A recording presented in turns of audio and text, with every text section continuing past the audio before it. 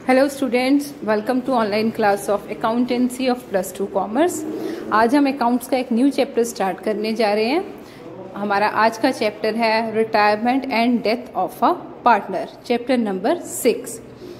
सबसे पहले इसकी इंट्रोडक्शन डिस्कस करने जा रही हूँ। कई बार पार्टनर अपनी मर्जी से बिजनेस से अपने आप को विड्रॉ कर लेते हैं, तो उससे क्या होता है कि जो पुरानी पार्टनरशिप है वो ख़त्म हो जाती है।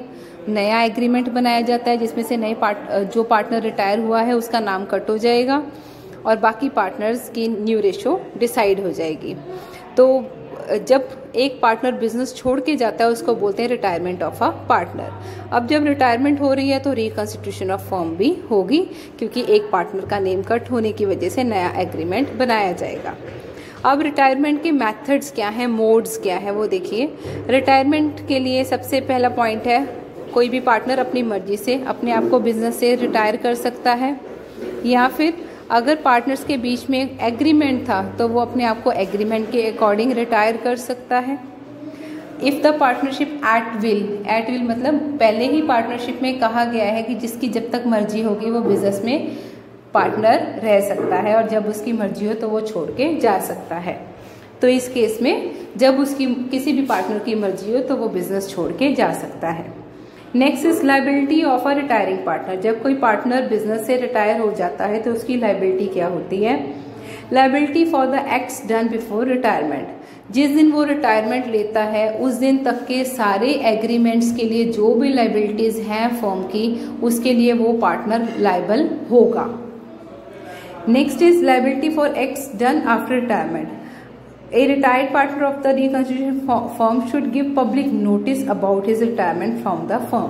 जिस दिन पार्टनर रिटायरमेंट लेता है वो पब्लिक को एक नोटिस के थ्रू इन्फॉर्म करेगा कि मैं इस बिजनेस से अब रिटायर हो चुका हूँ। इन केस वो पब्लिक नोटिस नहीं देता तो उसकी रिटायरमेंट के बाद भी लायबिलिटी बाकी आउटसाइडर्स के लिए बनी रहेगी। तो इसका मतलब ये है पब्लिक नोटिस दे के शो करना जरूरी है कि मैं रिटायरमेंट ले चुका हूँ। अगर पार्टनर ऐसा नहीं करता तो उसकी लायबिलिटी रिटायरमेंट के बाद भी चलती ही रहेगी हर एक्ट के लिए। Next is accounting procedure on retirement. अब जब कोई पार्टनर रिटायर होता है तो हम अकाउंट्स में क्या क्या ट्रीटमेंट करते हैं। सबसे पहले है new profit ratio and gaining ratio. हम पार्टनर्स की नई रेशियो फाइंड आउट करते हैं और उनकी गेनिंग रेशियो। देखो, जब कोई पार्टनर रिटायर हो रहा है, अपना हिस्सा छोड़ के जा रहा है, तो उससे बाकी पार्टनर्स को गेन होगा।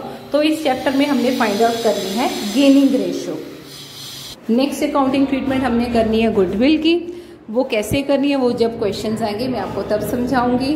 थर्ड, इस चैप्टर में हमने revaluation of assets and liabilities करनी है। वो सेम एडमिशन चैप्टर की तरह है। फिर है assets and liabilities taken over by partner. कई बार पार्टनर्स एसेट्स और लायबिलिटीज टेक ओवर कर लेते हैं, उसकी क्या ट्रीटमेंट है वो भी मैं आपको बताऊंगी। जो distribution of accumulated profits and reserves, जो अब तक के रिटायरमेंट से पहले के प्रॉफिट्स हैं उसको हमने डिवाइड कर देना होता है पार्टनर्स में। Treatment of life policy on retirement. अगर पार्टनर्स ने कोई ज्वाइंट लाइफ पॉलिसी करवाई होती है तो उसकी ट्रीटमेंट भी होगी इस चैप्टर में। फिर है final payment of retiring partner. जो पार्टनर जा रहा है हम उसकी पेमेंट क्लियर करेंगे। और लास्ट है adjustment of capital account of remaining partners. बाकी पार्टनर्स की कैपिटल को हम एडजस्ट करेंगे। वो कैसे करना है वो भी मैं आपको सम्स के through समझाऊंगी।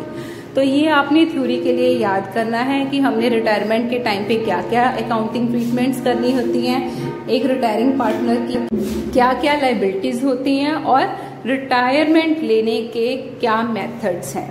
So that's it for today students. इसका जो प्रैक्टिकल सम है वो मैं आपके साथ डिस्कस करूंगी कल अपने नेक्स्ट लेक्चर में। Thank you and have a nice day.